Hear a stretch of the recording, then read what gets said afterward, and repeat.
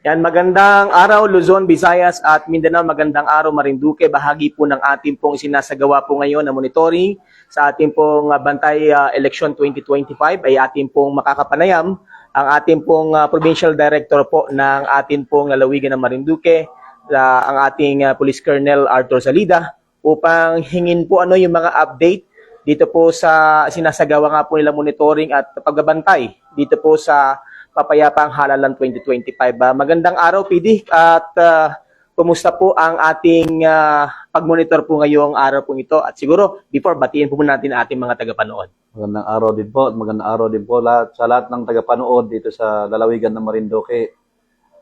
At meron na lang po tayong isang oras para ma-terminate yung 7 o'clock na kon ng ating election halalan. Opo.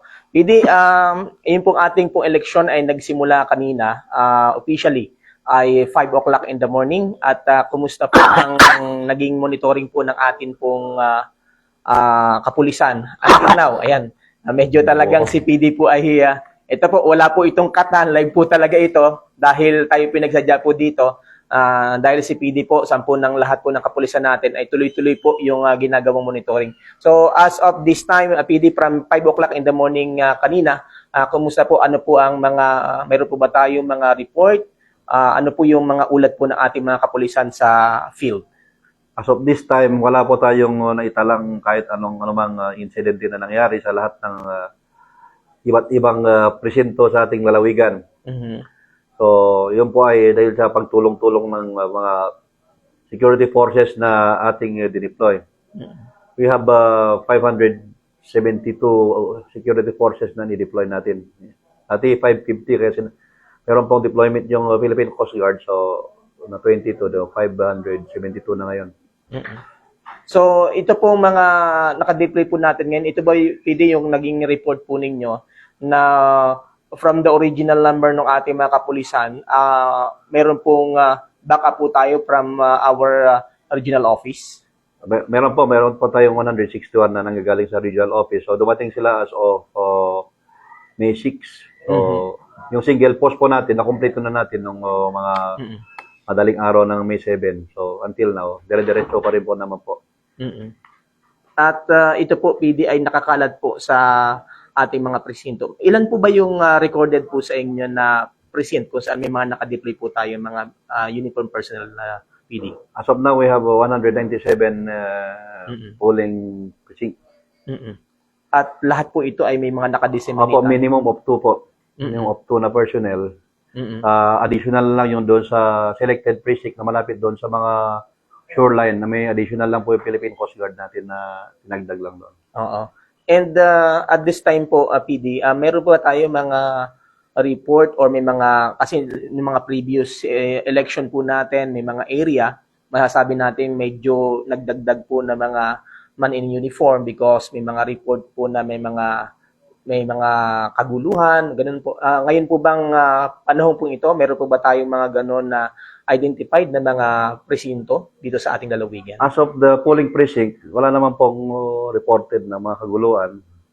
Sabi nga kanina, ang nadagdagan lang po yung mga malapit sa mga coastline na dinagdag natin yung Philippine Coast Guard para pag makapag-perform pa rin natin sila ng mga function nila kung may mga paalis na mga bangka natin, lalo yung mga islands natin na may mga botante.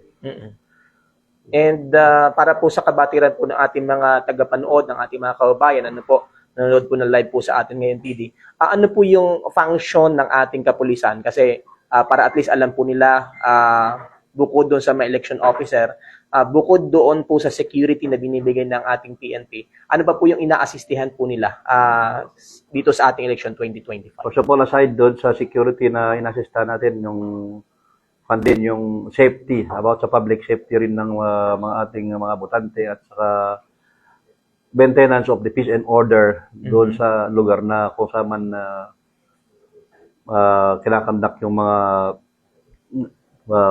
polling center, kinakandak yung mga pagboto. At aside from that, meron pa rin tayong obligasyon na bantayan yung katahimikan sa mga barangays and sa buong lansangan ng ating probinsya ng Marinduque and the whole security of the province of Marinduque. So aside from that, yung basic police function pa rin, to include the investigations kung may mga complaint. So, yun po. Wala naman po nagbago. Yung nagbago lang sa dating trabaho ng pulis ay yung magbabantay lang po ng balota at saka maintain ng peace and order doon sa mga polling precinct. And how about PD, ito po di after po ng 7 o'clock this night na pagkatapos po, officially pagkatapos ng ating botohan, dadalhin na po magkakaroon po ng counting, kumbaga itatabilize na po yung lahat ng mga resulta. Then pag dinala na po itong mga PCOS machine and yung po mga balota, ano po ang magiging part po ng PNP dito sa seguridad nito mga nasabing mga balota, sir? Actually po, yung doon sa pag-transport po ng BCM machine, pagkagaling ng polling center is, yung police na nakabantay doon sa polling center, yun na rin po yung mag-i-escort na papunta doon sa mga treasurer's office natin doon sa bawat municipalities. And pag turnover doon, magte-take charge na naman doon na nakabantay as part of the contingent natin. Nakabantay doon sa treasurer's office. Then meron din sa mga canvassing area natin. So 1 o'clock, nag-deploy po tayo sa lahat ng canvassing area within the different municipalities and one from the province. And kumusta rin po, PD? Kasi ngayon, ang daming mga lumalabas sa social media. Sabi nga natin, ng mga last week po natin, yung ating news briefing dito po sa ating provincial command ng PNP, yung labanan natin yung fake news. So ngayon po talagang kumakalat yung sari-saring mga post na may mga bilihan, may mga nakalagay pa na mga pangalan, nung sinasabi, allegedly, ay may mga nagbayad at mga pangalan ng politiko. Kumusta po yung monitoring po natin? Meron ba talagang mga ganito o may nahuli na po ba tayo na masasabi natin, lalo na doon sa mga presinto kung saan ay nangyayari po itong ating pong butuhan? As of now, wala pa naman nahuhuli. Ang nagiging problema kasi dyan, magpapakita sila doon sa mga social media, post na doon sa Facebook, kung para may mahuli tayo at may makasuhan tayo, ini-encourage ko ang lahat doon tayo sa police station mismo mag-complain.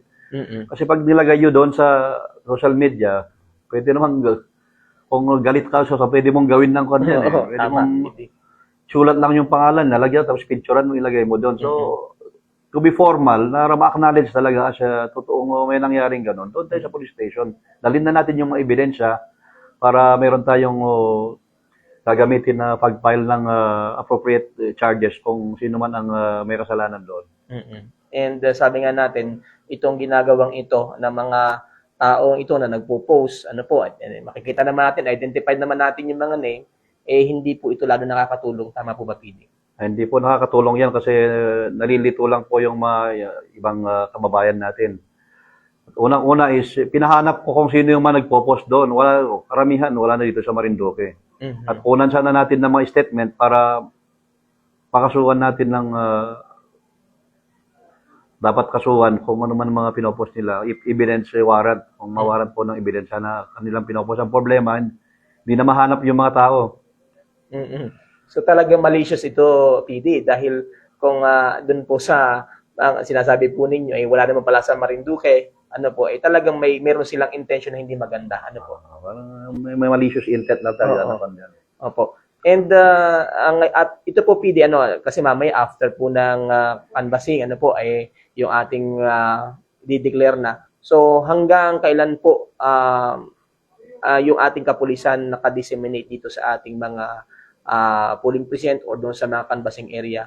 At hanggang kailan po mananatili po yung atin pong pagsasagawa nga po nitong monitoring nitong election 2025? Actually, hanggang may activity po yung COMELEC, gandun pa rin yung kapulisan natin hanggang sa maibalik yung mga machine kung saan nila dapat ilagay.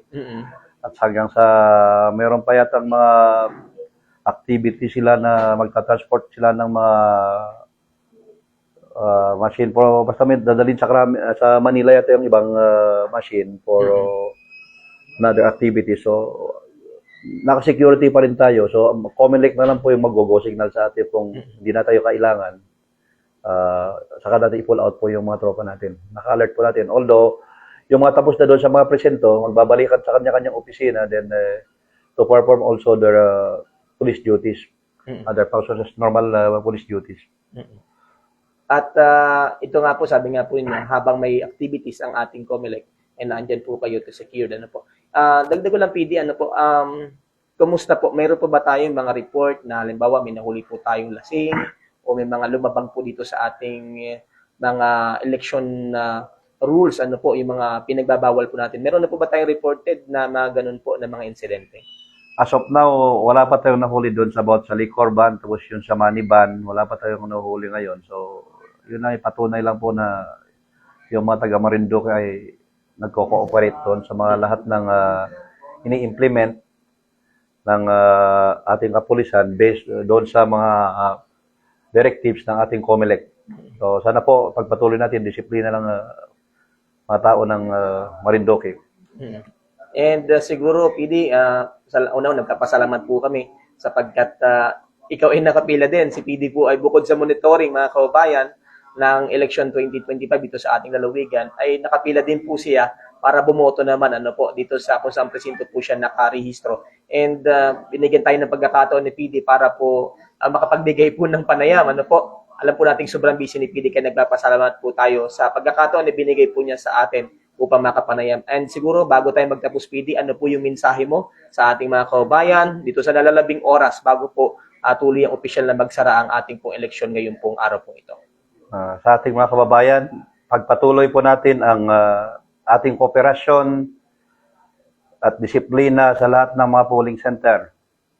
At sana po iwasan natin ng gumawa ng mga labag sa mata ng tao at labag sa mga policy na ini-implement ng ating COMELEC. At labag din sa ating batas ng ating Diyos. At sana po ay tuloy-tuloy ang kooperasyon natin hanggang matapos po yung ating election at may proklama po yung mga dapat may proklama. Bantayan po, magpatuloy po yung ating kapulisan na magbantay sa yung mga boto para mabilang na maayos at makaupo yung dapat manalo.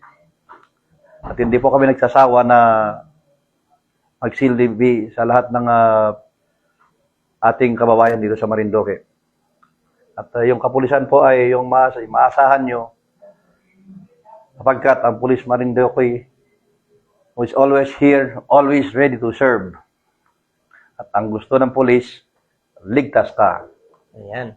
At yun ang hindi mawawala, PD. Maraming salamat po, PD, sa pagkakataon po. At again, sa mga kababayan natin nanonood po ngayon, kung may mga concern po kayo, especially doon sa mga presinto po natin kung saan ay kasalukuyang nagaganap ang atin pong eleksyon, ay wag po kayong magdalawang isip na lumapit sa ating kapulisan. Available po yung ating mga man in uniform na ating kapulisan sa bawat presinto at hanggang doon sa pag-transport po ng ating mga PICOS machine doon po sa mga lugar po saan dapat po ito dalahin. And thank you, PD, at ganun din po, maraming salamat po sa inyong paggabanatili po ng kapayapaan sa ating lalawigan. Sa punang lahat po ng ating po mga counterpart, PD, atin na rin pong pinapasalamatan. Kudos po sa inyong lahat, sa PNP, PNP Marinduque, sa Coast Guard, sa mga force multiplier, sa Army, at sa lahat po ng mga katuwang po para sa Malinis na Halalan 2025. Again, ako po ang inyo pong kababayan, DJ Adrian Rosales, at ito po ang bahagi ng ating paggasagawa po ng ating monitoring at paglalahad ng mga kaganapan ngayong election 2025. Bantay, election 2025. Isang magandang araw po at nabuhay po tayong lahat, mga kababayang Marinduqueño. God bless us all. Yan, thank you, PD. Thank you.